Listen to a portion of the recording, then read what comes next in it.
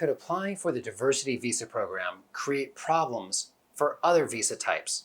I'm Erick Widman, I'm an immigration lawyer, and the US State Department's diversity visa program is a great opportunity for 50,000 people from all over the world who are underrepresented in the United States to come here and get a green card, become permanent residents.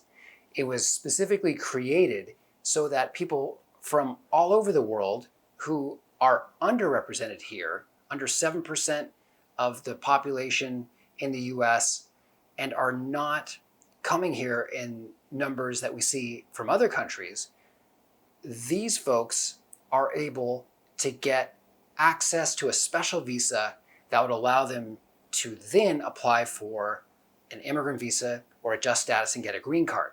So it's a great program. There are few downsides to applying for it. And the 1 month window just opened up here, October through November roughly. Look at the exact dates online. And it is a wonderful opportunity for so many people to come to the US and contribute here, and the US benefits hugely from it. But if you are someone who wants to get a different type of visa, potentially, for example, you want to get a non-immigrant student visa or apply for a visitor visa, or maybe a TN visa because you're from Canada or Mexico, there are immigrant intent considerations that you should at least keep in mind. Applying for a diversity visa program does not immediately cut off or automatically cause your consular officer to think that you have immigrant intent. It is, however, a key factor when they make this immigrant intent analysis, because every single applicant for a visa, for a non-immigrant visa, has to show that they don't intend to immigrate if it is indeed a temporary visa.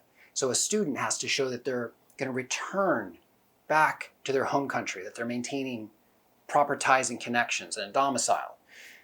So if you apply for the diversity visa program, that is a factor in showing that you do intend to stay, or at some point at least intend to immigrate, that you're interested in doing that.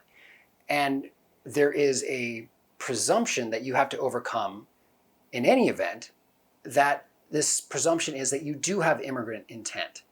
And one way to think of this presumption is that 51%, a preponderance of the evidence standard applies to you, and you must show that it's more likely than not, 51% or more, preponderance of the evidence, that you don't have immigrant intent.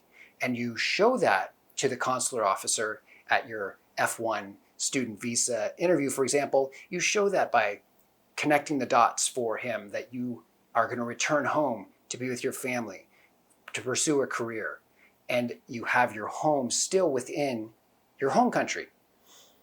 But if you've applied for the diversity visa program, that is a factor you're also going to have to explain.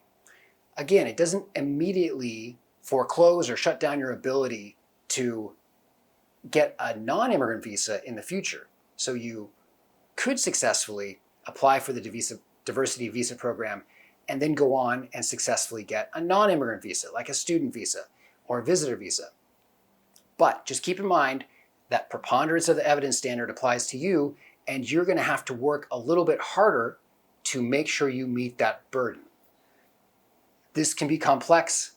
Let us know if you have any questions, and definitely take care.